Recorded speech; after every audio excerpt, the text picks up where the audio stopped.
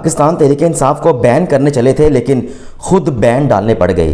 कारकुन मिठाइयाँ बांट रहे थे कि अब ऊँट आया पहाड़ के नीचे, लेकिन इस ऊँट की कोई भी कल सीधी ना निकली। घी निकालने के लिए नैब ने जैसे ही उंगलियां टेढ़ी की तो हालात ही टेढ़े हो गए, लेने के देने पड़ गए। इमरान खान के लिए लोग निकले और सुप्रीम कोर्ट के फैसले के बाद इमरान खान जेल से बाहर निकले और अब मौलाना फजलुर रहमान भी निकल पड़े हैं लोगों को बाहर निकालने के लिए कि पीर को सुप्रीम कोर्ट के बाहर धरना दें। उन्होंने ताकत आजमाई, सियासत आजमाई और कानून का डंडा भी आजमाया, लेकिन कप्तान नहीं घबराया और जब वो इस्लामाबाद से लाहौर आया तो सड़कों पर वेलकम करने के लिए एक जमे गफीर उमड़ आया। इमरान खान तो उसूली तौर पर इलेक्शन की बात कर रहे हैं, उनकी यही पोजीशन है, लेकिन पीडीएम में शामिल 11 जमातों को शिकस्त फाश मिलने के बाद अब मुस्लिम लीग नून और खुसूसी तौर पर मौलाना फजलुर रहमान एक और ही पोजीशन ले रहे हैं, वो है एहतजाज और धरनों की पोजीशन। इमरान खान की मकबूलियत का ये ट्रेलर उन्हें इलेक्शन में कितना फ़ायदा देगा और क्या इमरान खान वाकई अवाम की रेड लाइन बन चुके हैं? मैं हूं डॉक्टर आतिफ अशरफ और आज के व्लॉग में इसी इशू पर बात करते हैं। For quality analysis on current affairs please don't forget to subscribe this channel. नाज़रीन, पीटीएम में शामिल जमातों ने क्या कुछ नहीं किया। पहले ज़मान पाक में आए, मार्च में हल्ला बोला, इमरान खान को गिरफ्तार करने की कोशिश की। जब नाकामी हुई तो इन पर राणा सनाउल्लाह ने दहशत गर्दी का लेबल लगाया और वावेला किया कि पीटीआई पर भोंडा इल्ज़ाम लगाकर इन्हें इस जमात को दहशत गर्द करार देकर बैन करने की उन्होंने नीयत का इजहार किया। फिर 9 मई को नैब ने एक और गलती की, एक बड़ी गलती की और छापा मार कार्रवाई करके इमरान खान को दहशत गर्दों की तरह ड्रामाई अंदाज में गिरफ्तार करने का एक एक्शन किया जो सबने देखा। लेकिन उल्टी हो गई सब तदबीरें, ना दवा ने काम किया। एक ही दिन में इमरान खान को 2 मुकदमों की रस्सियों से बांधा गया।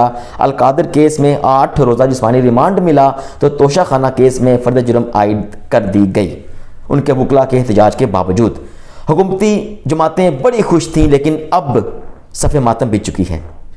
सबसे ज़्यादा तकलीफ़ मौलाना फजलुर रहमान को हुई है और उनके बयान पढ़ के अंदाज़ा होता है कि चोट बहुत ही गहरी है। इतनी गहरी कि ना सिर्फ मुंह से इश्तियाल अंगेज़ अल्फाज निकल रहे हैं, बल्कि उनके जो अल्फाज हैं वो अमली तौर पर डंडे, थप्पड़ों और मुक्कों से जवाब देने का एक्शन जो है वो उसको भी पोटेंशली एक एस्टेब्लिश कर रहे हैं। कहते हैं कि चीफ जस्टिस ऑफ पाकिस्तान अकेले नोटिस नहीं ले सकते, किसी ने हाथ उठाया तो डंडे, थप्पड़ और मुक्के से जवाब दिया जाएगा। वो कहते हैं कि ये आसमान से नहीं उतरे, ऐसा जवाब देंगे कि छठी का दूध याद आ जाएगा। और उन्होंने ये भी कहा कि supreme court mother of law है, मदर इन लॉ यानी सास नहीं है। कहते हैं कि घी सीधी उंगली से नहीं निकले तो टेढ़ी उंगली से निकाल लिया जाएगा। आप अंदाज़ा करें कि मौलाना साहब का ये जो बयान है ये इमरान खान और फजलुर रहमान की शोहरत और शख्सियत में ज़मीन आसमान का फ़र्क बता रहा है। इमरान खान ने तो हमेशा पुरअमन एहतजाज की बात की है, लेकिन ये खुल्लम खुल्ला इंतशारी हरबे फैलाने का अलल ऐलान बयान दे रहे हैं। इमरान खान की गिरफ्तारी के बाद कारकुनों ने कानून हाथ में लिया था, लेकिन ये इनकी रिहाई के बाद खुद कानून को अपने हाथ में लेने का ऐलान कर रहे हैं कि डंडे भी मारेंगे और बर वक्त जवाब देंगे एक्शन के साथ।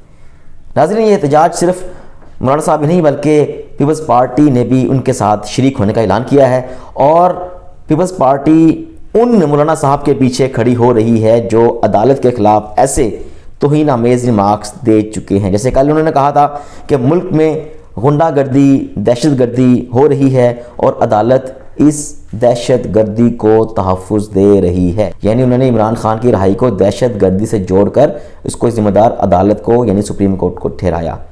अब नाज़रीन, पीर के दिन सुप्रीम कोर्ट के बाहर कितने लोग आते हैं ये तो वक्त ही बताएगा, लेकिन इमरान खान का जो लाहौर में बेवक्त रात गए 3 बजे आना और जिस अंदाज में ठोकर न्याज बेग की नहर में लोगों का समंदर उमड़ आया, इसकी मिसाल नहीं मिलती। वो कहते हैं ना कि ज़ुबान खल्क़ को समझना चाहिए। एक पॉपुलर लीडर के रात के इस पहर में शानदार इस्तकबाल और आतिशबाजी का शानदार मुजाहरा ये जाहिर करता है कि बाजी पलट चुकी है।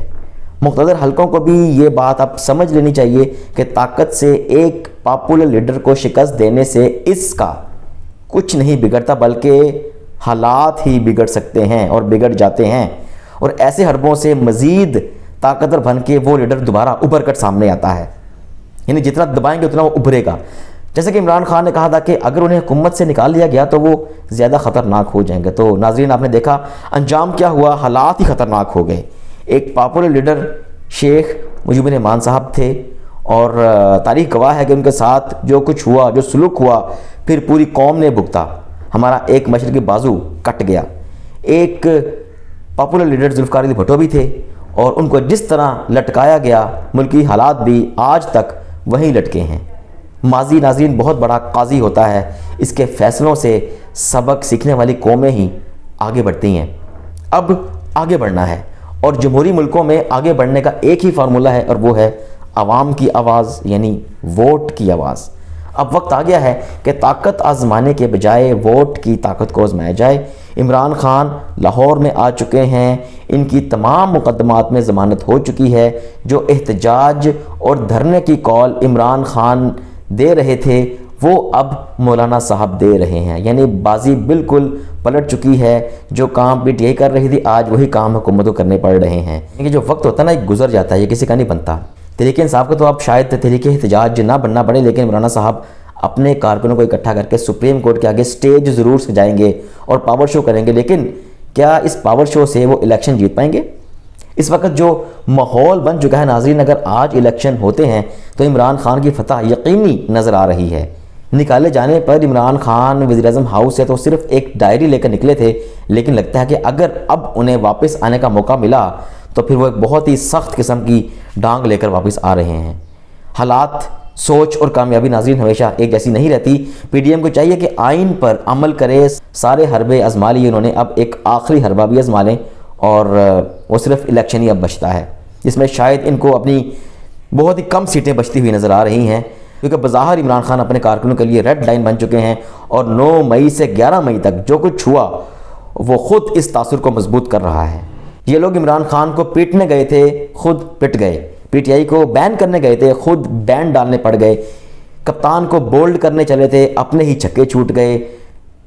जलाओ घेराव की आड़ में पीटीआई पर दहशतगर्दी का लेबल लगाया, खुद अपने आप पर नाकामी का स्टिकर लगवा लिया। अब ये बात समझिए कि अब आराम से बैठकर जमहूरी सोचने का वक्त है। हुकूमती जमातों को चाहिए कि इस राउंड में अपनी शिकस्त को तस्लीम करें और इलेक्शन के असली राउंड की तैयारी करें। आए बुलेट छोड़कर बैलेट आजमाते हैं, ताकत छोड़कर मेरिट आजमाते हैं, गद्दारी के बयानिए छोड़कर हुब्बुल वतनी का झंडा पकड़ते हैं, मुज़ाहमत छोड़कर मसालियत आजमाते हैं, वार छोड़कर प्यार आजमाते हैं, जंग छोड़कर एक दूसरे के संग चलते हैं। अपना बहुत सारा ख्याल रखिएगा। मिलते हैं अगले व्लॉग में किसी नए टॉपिक के साथ। अल्लाह हाफिज़। पाकिस्तान पाइंदाबाद।